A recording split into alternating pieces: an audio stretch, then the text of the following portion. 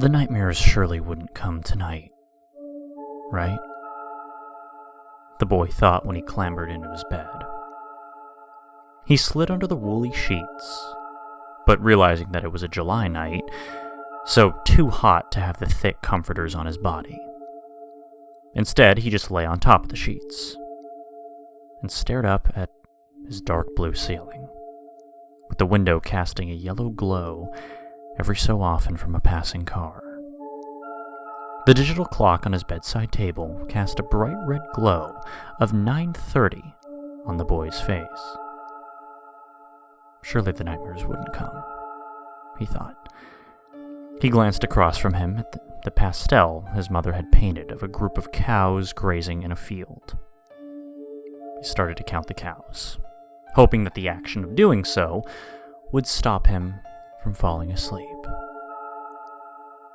1 cow, 2 cows, 3 cows.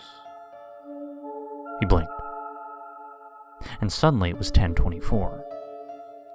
He had slept, but he just hadn't noticed it. At first he panicked, but then realizing that the nightmares would have already come by now, he relaxed and settled back down into the bed.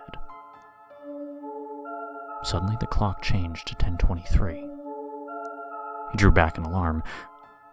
Oh no.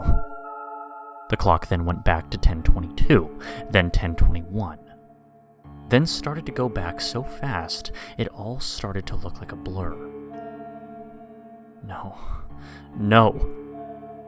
The numbers were then replaced by a group of strange symbols, like some kind of alien hieroglyphs. Oh dear God, no. Then the glass of water on his bed began to shake, and the water ominously rippled. He started to break into a cold sweat, then it became real sweat, as the room was getting hotter. The glass tipped over and smashed, spilling water all over the floor.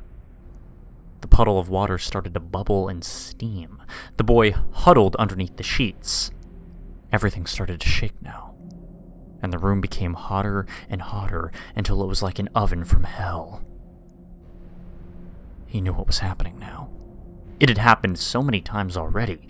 The painting of the cows would start to curl and burn up, and eventually turn into fiery ash. The Kleenex would begin to lift out of the box, and from flaming fireballs and hurl themselves across the room, exploding into smoke. He suddenly heard a cackle, which went on for a few seconds, and then a rumbling of stone against stone. I don't remember this happening, the boy thought to himself. He dared himself to peek out of his sheets and looked down on the ground. There were 5 glowing concentric circular depressions on the floor, and the rings created by the depressions were spinning, emanating the grinding sound that the boy had heard. Smoke curled up from the rings like snakes curling up from some fiery domain. The rings spun faster and faster as the boy began to scream. Suddenly the bed was jilted up off the ground and floated up into the air. The devilish cackle started again, and the boy could feel it rumbling in his soul, each laugh quickening his heartbeat a little more. The boy cried and huddled in his bed as his room was turned into a fiery inferno, and the walls and floor all turned ablaze, and the boy felt his own skin burning away at the very flesh. But then suddenly everything stopped. The fire disappeared as if it was on rewind, and the poster reverse burned and reappeared. The cup jumped back up from the ground, and the water materialized from steam and slipped back into the cup. Finally, as the bed fell to the ground with a crash, the clock reset to 10:24. The room was suddenly silent and cold. Too silent. The boy carefully looked around, and the clock changed to 10:25. Were the nightmares over? A monster with glowing red eyes popped up in front of his face, with a snarling maw and gleaming white teeth. The boy screamed with all of his... The simulation has ended. To continue, please insert $1. The boy lifted the goggles from his face. Man, I love these simulations, he said to himself.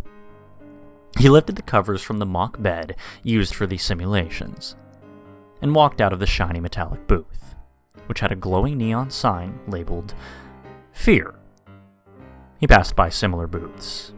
A young woman simulating a secret party for herself in the surprise booth, a man walking in the rain after his girlfriend dumped him in sadness, and an old woman simulating sitting on a park bench in happiness. He had finally been allowed by his parents to try out Fear, because earlier they thought that it was too powerful of an emotion to feel for his age. But for his 8th birthday, it was acceptable. He finally came to a door, which he opened into a dark hallway. He started to walk down the hallway, which was only dimly lit by flickering fluorescent lights. Sometimes he passed other people going the other direction on their way to visit the booths, and when he turned to the right, he found the exit and stepped out of the museum and into the gray light. He gazed up at the towering buildings and rushing cars, the dark, colorless world where all emotions, feelings, and purpose was sucked away. But a time when the world wasn't like this could not be remembered by anyone anymore. It's only in stories now. It's Bobby's 8th birthday today. In the year 3035.